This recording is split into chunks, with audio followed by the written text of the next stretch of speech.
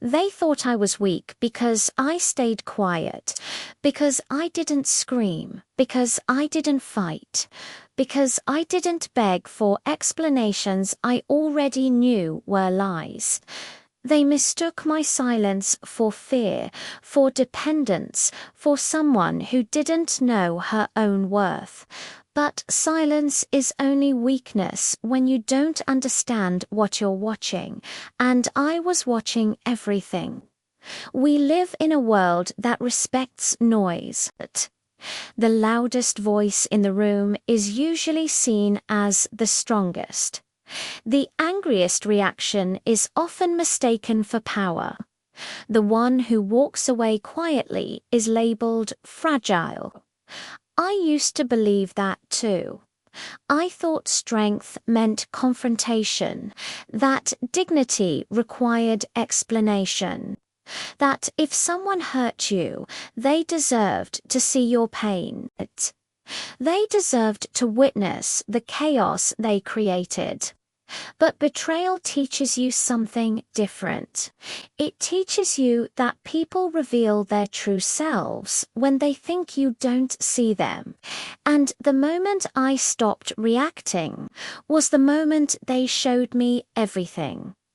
The betrayal didn't arrive with chaos. There wasn't a dramatic confession or a tear-filled apology. There was no single moment where someone finally decided to tell the truth. It arrived quietly, almost invisibly. It showed up in patterns, in absences, in the way conversations would suddenly stop when I entered a room. I started to notice how easily my presence became optional, how my feelings became inconvenient, how loyalty turned into a performance, a show put on for an audience.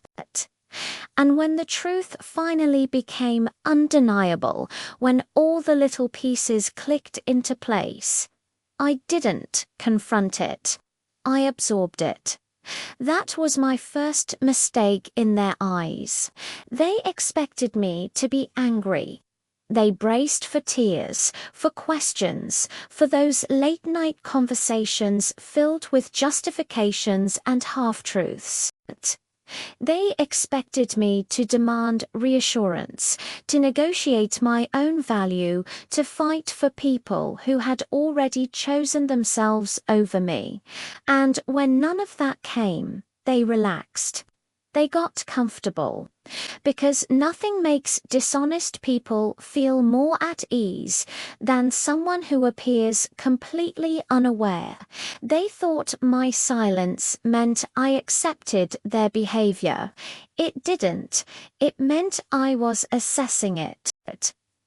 There's a strange clarity that comes when you stop trying to explain yourself, when you stop correcting lies, when you stop defending your reactions.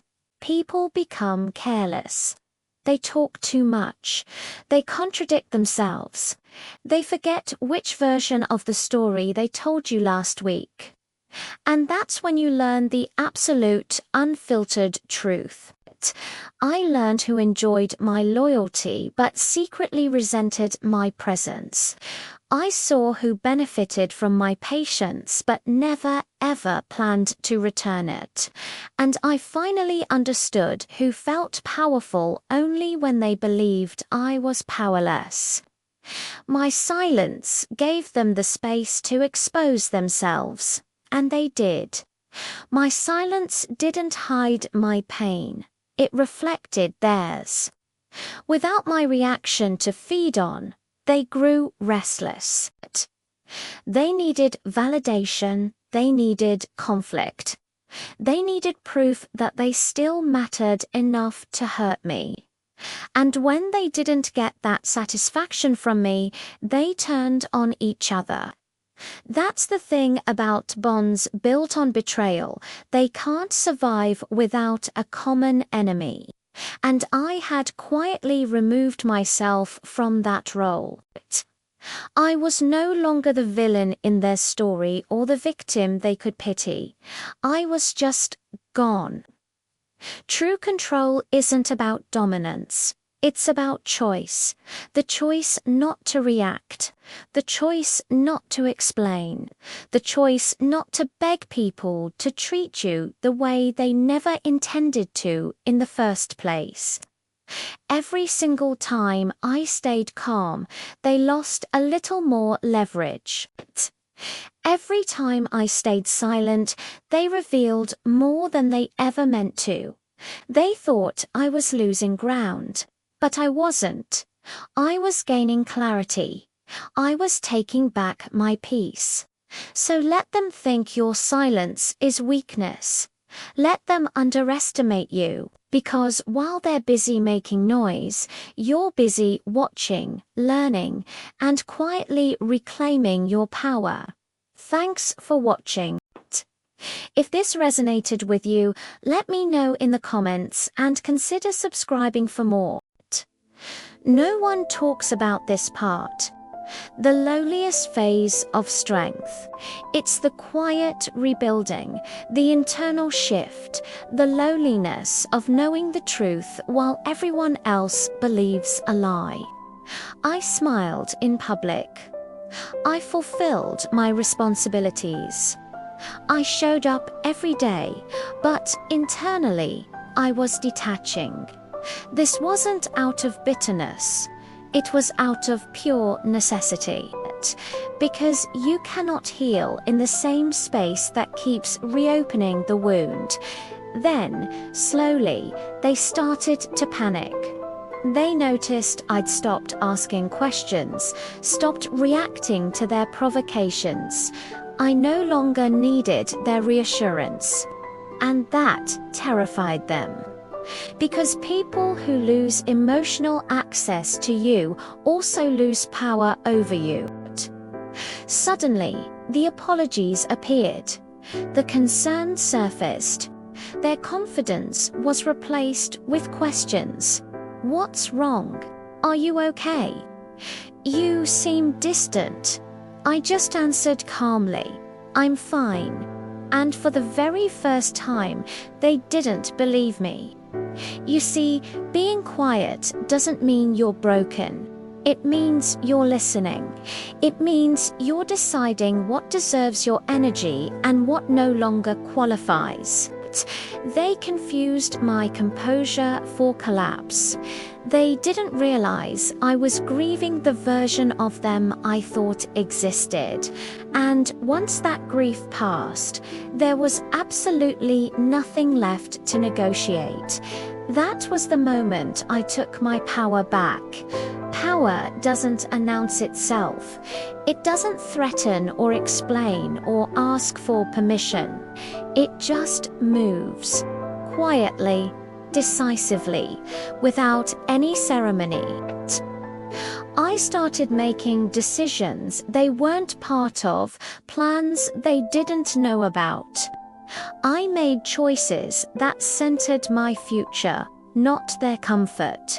And by the time they realized something had fundamentally changed, it was already done.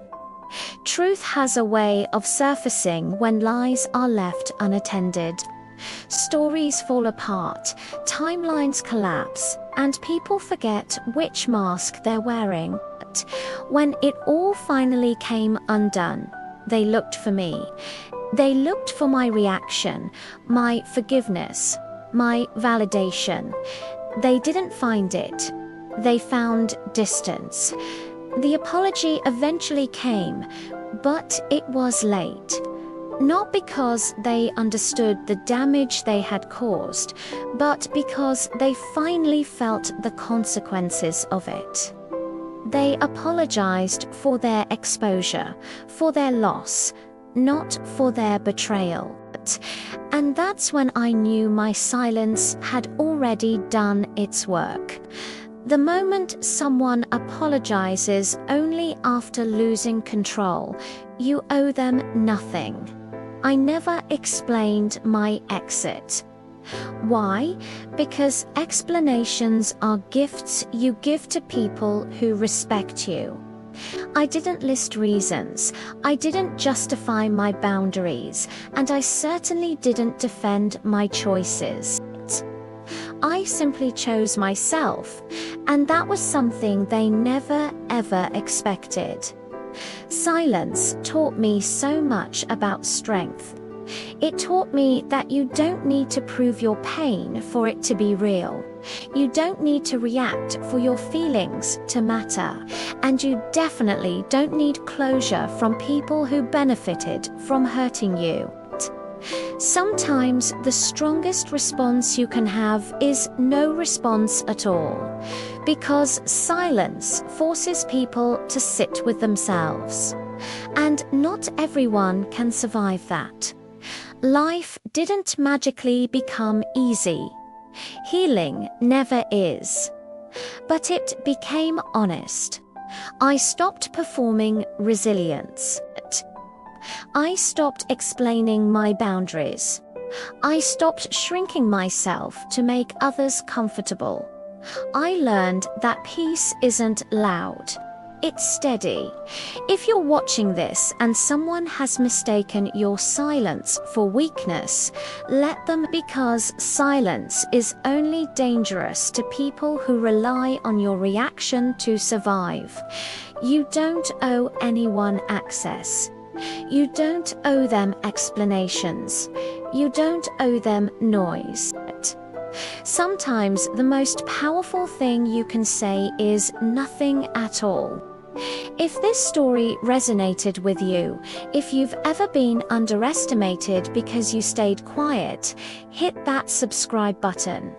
More stories are coming, and believe me, they get even deeper. Thanks for watching.